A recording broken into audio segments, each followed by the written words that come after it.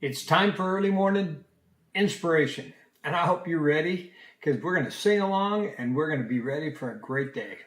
Let's sing a song together, and then I have some words to share with you.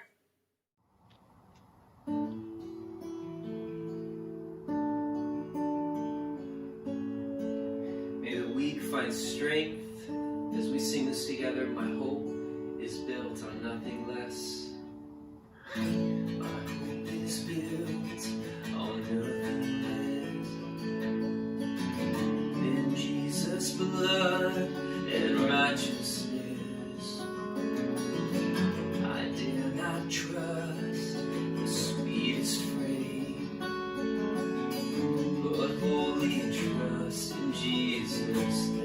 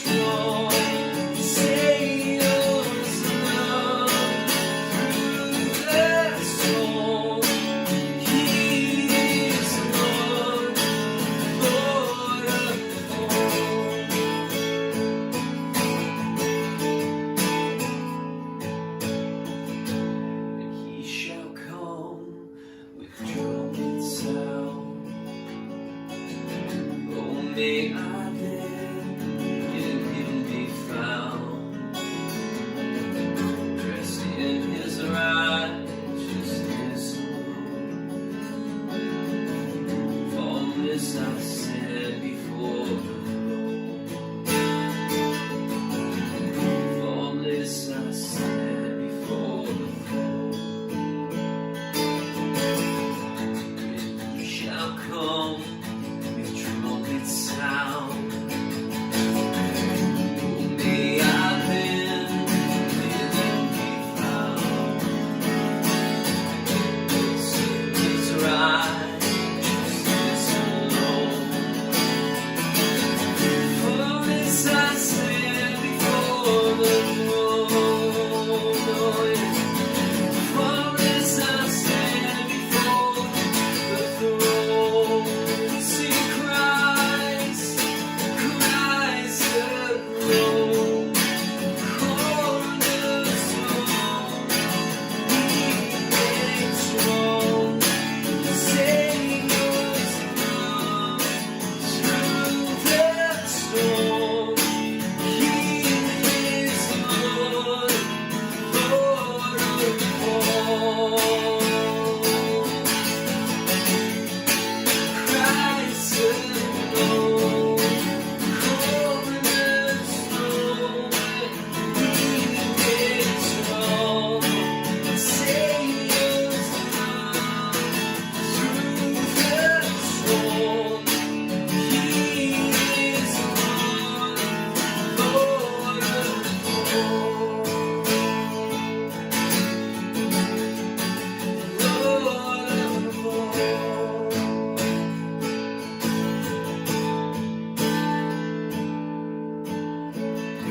My hope is built on nothing less than Jesus' blood and righteousness. I dare not trust the sweetest frame, but wholly trust in Jesus' name.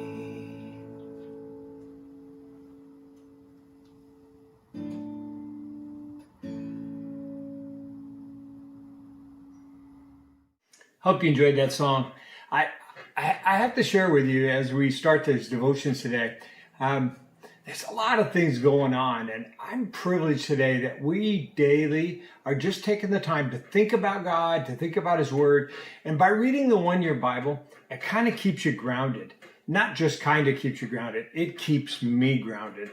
And I've been reading this one-year Bible all along, and today Solomon has been building the temple, and he's given wisdom, and you can read all about that. It's pretty powerful where Solomon is doing what his father set him up to do, and God gives him the gift of not only of wisdom but of wealth and all these things. And amazing man. But today, that's not what I want to talk to you about. I've selected from our daily reading today, Proverbs 19, verses 22 and 23. So in Proverbs 19, 22 and 23, there's three words that stick out to me. And I'm going to read this, and then I want to talk to you about these three words. Loyalty makes a person attractive. It's better to be poor than to be dishonest. Fear of the Lord leads to life, bringing security and protection from harm. So there's three things. These are three great pieces of advice for encouragement on this day. I just think these are awesome. The first thing is the word loyalty. You know, I'm so grateful. I serve on a team, and we really try to be loyal to each other. We try to be loyal to God in this process of serving at the church. And I'm really honored to serve on our team and to serve with our team. And oftentimes they have to be loyal to me. Now, I don't know whether you know this about me, but there's times that I'm probably hard to get along with. I'm probably hard to work with. And I think as I think of our staff, I think they have to be loyal to me through the times when it's difficult. And I think it's probably the same way with your family or with your friends or your coworkers. It's not the times that are easy that matter. It's what happens when things are going tough. That's when it matters. And that's when you discover who's really loyal. And here's what I like. Before you put your makeup on in the morning, before you comb your hair, before you get your clothes picked out for anything, put on the character of loyalty. Think today, how can I be loyal to God? How can I be loyal to the people that God has put in my life and do what's best for them? That's what a real loyal person does. Now, there's a second word here. It says it's better to be poor than dishonest. I think all of us recognize that honesty is one of the most valued traits that you can have. Once you lose your honesty, it's a mistrust thing.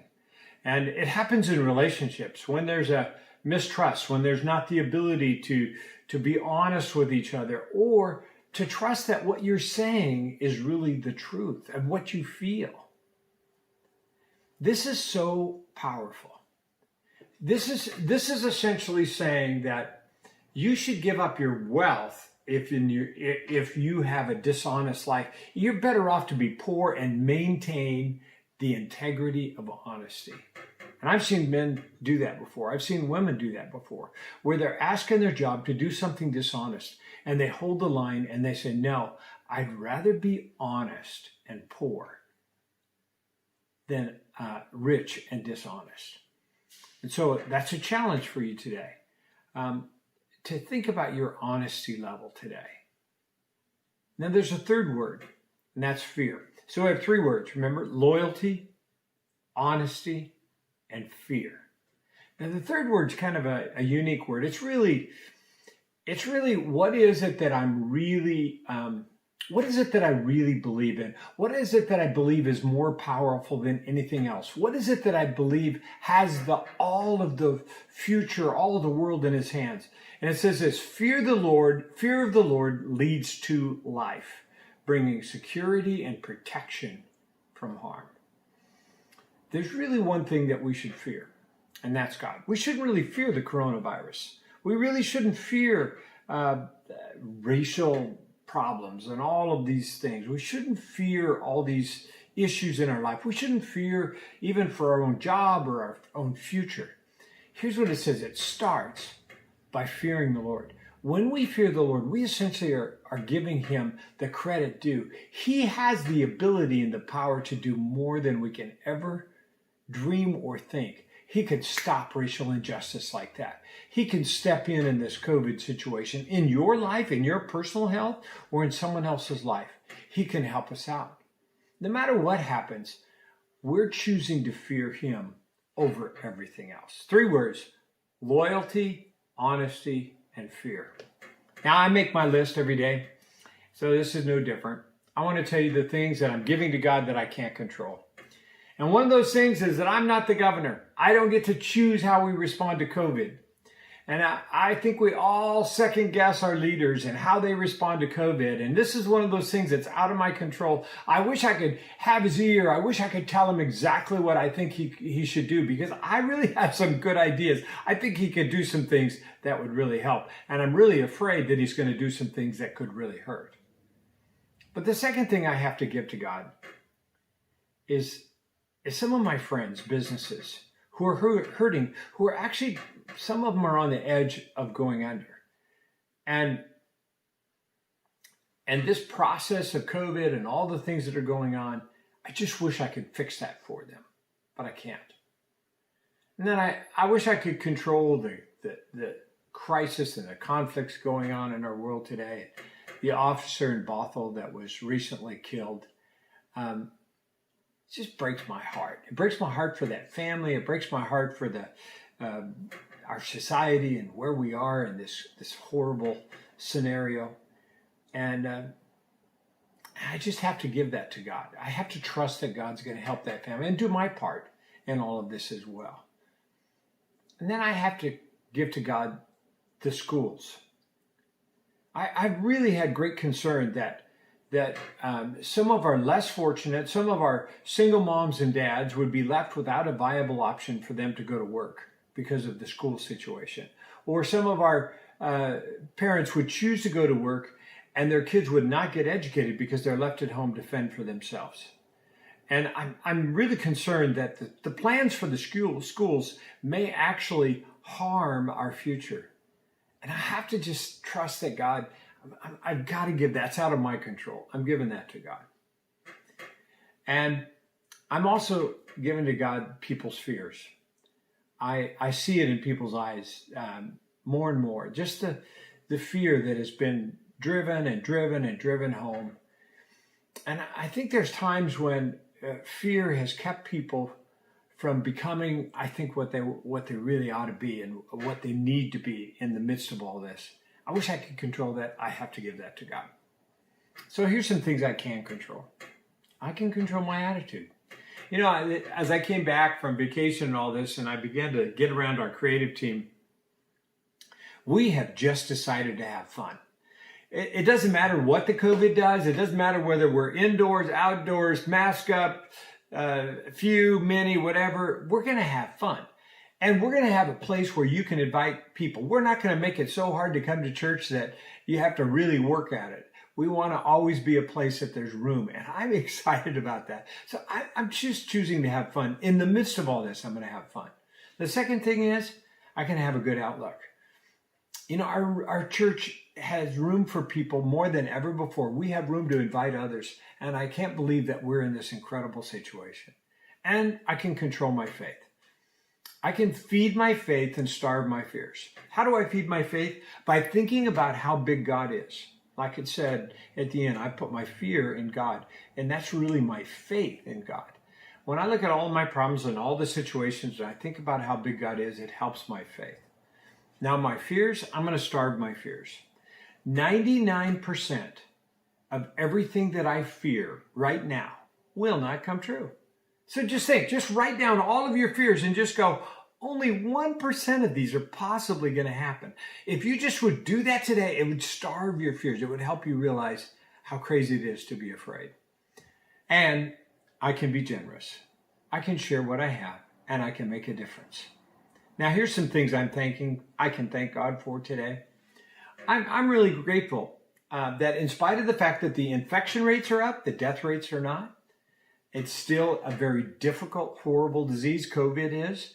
If you get it, I feel sorry for you. It's not a wonderful experience. For some, it won't affect them at all, but for many, it's a terrible thing. But the treatments are getting better. And obviously, we're being able to help people so they do not die. That's an awesome move. And I'm thankful for the weather.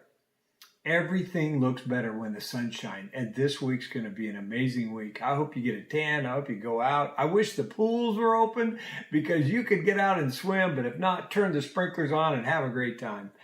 And I'm thankful I wasn't headed west on Saturday on Highway 2. When my wife and I are driving east on Highway 2 back in toward Snohomish, I realized everybody in the world was leaving town, and the traffic jam was hours just to get out of town.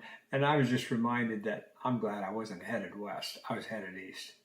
I'm thankful I'm not trying to buy an RV or boat because everyone else is. And I'm thankful that I have hope in these crazy times. What do I hope for? Here's what I know. God causes all things to work together for good to those that love God. I know God's at work in my life, causing things for good, and He's at work in your life. So I'm going to love God. I hope you love God. And if you don't love God, start loving Him today.